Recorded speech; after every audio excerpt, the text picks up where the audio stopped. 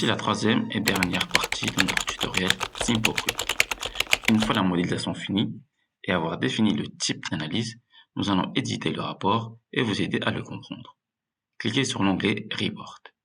Pour commencer, sachez qu'il est possible de changer la page de garde du rapport en désignant l'auteur, le département, le nom du projet, etc. Il suffit de cliquer dans les propriétés du projet en haut à gauche de la barre d'outils. Une fenêtre de dialogue s'ouvre. Ensuite, remplissez les champs, puis faire Update ou bien appuyez sur la touche F5. Tout d'abord, sachez que l'édition du rapport standard peut se faire dans plusieurs langues. Il suffit de cliquer sur Export the Report et cliquer sur Load a New Report from Selected Template et choisir un rapport édité en français. Cette fonction permet également l'export de votre rapport dans différents formats. Vous pouvez aussi enregistrer le rapport et en faire un exemple type afin de le recharger à chaque fois pour avoir la même structure de rapport.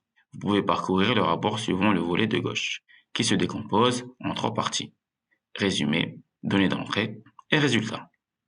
Dans la partie résumé, en un coup d'œil, vous avez le résumé des principaux résultats. Vous pouvez trouver également des alertes sur votre modélisation. Ici, dans notre cas, on nous alerte sur le kappa, l'indice de viscosité. Dans notre exemple, il est supérieur à la valeur limite 4 définie par le logiciel. Sachez qu'il est toujours possible d'optimiser la lubrification dans le modèle. Ensuite, vous avez le rappel des données d'entrée. Données sur les roulements choisis, le lubrifiant, les températures de fonctionnement qui ont été pris en compte pour les résultats. Et pour finir, vous trouverez les différents résultats calculés pour chaque roulement sous la forme de plusieurs tableaux. Vous avez d'abord les charges appliquées sur les roulements. Ici, vous trouverez le S0, qui est le coefficient de sécurité, utile notamment dans le cas d'un dimensionnement d'une application en statique. Les calculs de jeu dans les roulements, les pressions de contact, l'intervalle de relubrification. Dans notre exemple, nous sommes à l'huile, donc aucune donnée n'est communiquée. Les conditions de lubrification, les durées de vie des roulements, les moments de frottement et perte de puissance dans les roulements, le calcul des fréquences de défaut des roulements. Vous pouvez aussi trouver les valeurs de déplacement dans les roulements et de désalignement. Et sachez qu'il est possible également de rajouter des tableaux si vous souhaitez d'autres résultats que se générer automatiquement. Par exemple, la matrice de rigidité, la trancation ou encore le spin to roll. Il suffit de faire un clic droit sur l'arborescence, sur un résultat et rajouter une table avant ou après. Dans notre exemple, ça sera après le dernier résultat. Pour ce faire, choisir Add Below et sélectionner Table. Une fenêtre de dialogue s'ouvre et choisir le résultat souhaité. Dans notre exemple, nous avons choisi la matrice de rigidité, Bearing Stiffness, et le tableau du résultat se trouve bien en dessous de l'arborescence. À noter que dans cette version 4.4, une demande additionnelle est à faire lors de votre demande de licence pour avoir accès à ces tableaux de résultats. N'hésitez pas à revenir vers nous pour des informations complémentaires. Le rapport généré est standard, mais vous pouvez le modifier et vous l'approprier selon vos besoins, en rajoutant des résultats ou en supprimant. Toujours dans l'arborescence, vous pouvez éditer les chapitres et les sous-chapitres.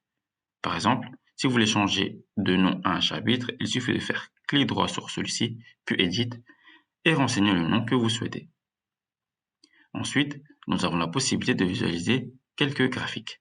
Cependant, le mieux est de basculer dans l'onglet Graphical Results.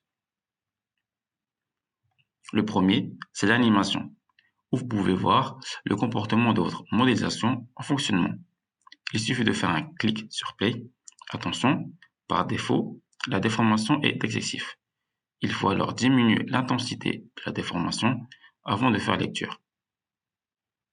Pour modifier la déformation, passez sur l'onglet Animation et déplacez le curseur Déformation vers la gauche.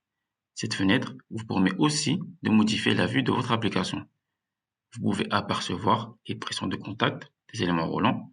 En fonction de la couleur des éléments, vous pouvez tout de suite déduire si les éléments roulants sont suffisamment chargés ou pas, selon la légende ici à droite.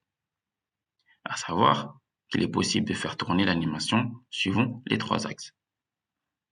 Il suffit de cliquer approximativement sur l'un des axes et faire apparaître la box rouge pour faire tourner le modèle suivant l'axe voulu.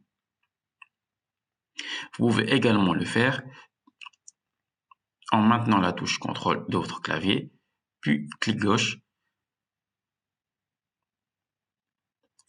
Ensuite, vous avez le graphique sur la flexion de l'arbre suivant les axes X et Y dans l'onglet Shaft Deflection. Vous avez également la possibilité de visualiser les zones de charge pour chaque roulement. Chaque couleur désigne un roulement et chaque point désigne un élément roulant, rouleau ou bille selon le roulement. Ici, nous pouvons voir que le roulement à rouleau conique, le NU 23015 ECML, qui n'est chargé que radialement, a une seule partie de ces éléments roulants qui sont chargés. Pour les montages avec des roulements à contact oblique, vous pouvez vérifier les angles de contact depuis l'onglet Bearing Contact Angle. Et pour finir, revenez dans l'onglet Report pour pouvoir imprimer votre rapport et l'exporter sur plusieurs formats. À noter, vous pouvez copier-coller les tableaux vers une page Word ou Excel en cliquant sur Web Layout. J'espère que nos tutoriels sur le logiciel SKF SimpleQuick vous ont aidé à mieux le comprendre et à mieux l'utiliser. Si vous avez des questions, n'hésitez pas à nous contacter pour toute demande de support.